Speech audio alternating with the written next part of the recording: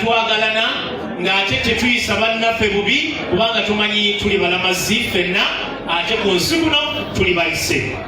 Abaddu ba Allah subhanahu wa ta'ala abali wano balamusaako n'ekiramuso ekisinga ebiramuso byonna ekiva ewa jjajjaffe Nabbi Muhammad sallallahu wa sallama eddembe n'ekisabike ku ye nti assalamu alaikum wa alaikum wa rahmatullahi ta'ala wa barakatuhu. Alhamdulillah, alhamdulillah, amina, barakallahu fikum.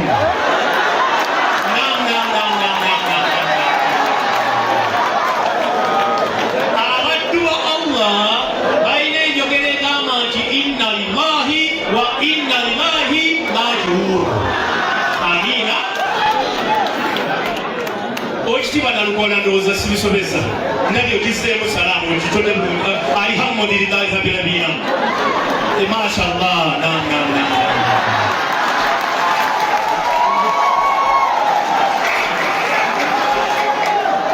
Abooluganda baganda bange abaisiramu bagamba inna lillahi wa inna ilaihi raji'un nti Mungu yawa ate Mungu yakola atya.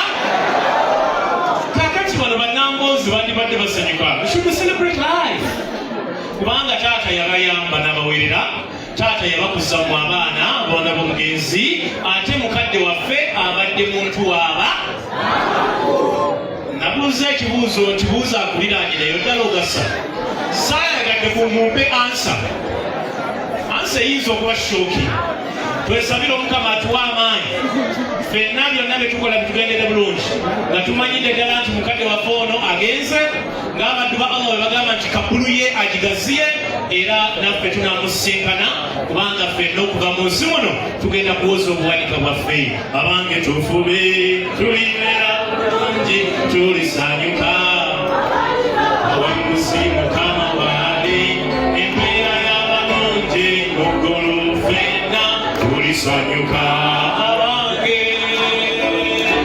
tulibeera bulungi tulisanyuka Mukama gyali embeera y'abalungi muggulu ffenna tulisanyuka. Omukama abeere nammwe. Oluganda baagalwa katusabire mukadde waffe ono essaala zino tumusabire awumule emirembe era n'Omukama amuggulirewo eggulu.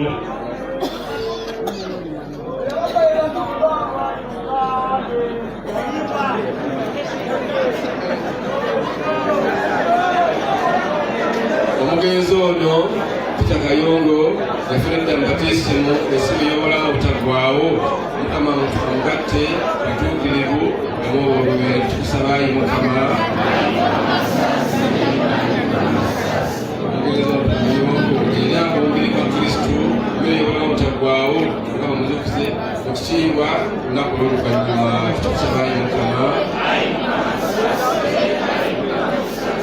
Omugenzi ono Peter Kayongo yakola mu eklezia eby'obuvunaanyizibwa Mukama akusiime nga mukisa gwa Kabaka tukusabaayi Mukama. Bonna bafeera mu ssuubi l'okuzuukira abayingize mu kitangaala eky'olubeerera tukusabaayi Mukama.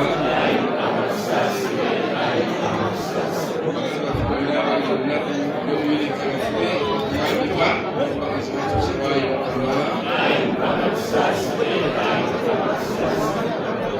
Ayi Mukama wulira okwegayirira kwaffe omuweerezaawo ono Peetero ekitambiro kino kimugase omuteme mu nvuba z'ebibi omusonyiwa ensobi zonna tukusaba nga tuyita mu Kristu Mukama waffe.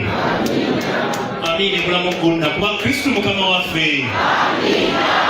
Katutuleko tuweeyo ekirabo ng'essaala yo gy'owaddeyo naddala ku lwa Peetero ono awumule emirembe. Bajja tuyitamu abasomesa n'abazadde tusoze ne baako kyowaayo ku lw'essaala eno.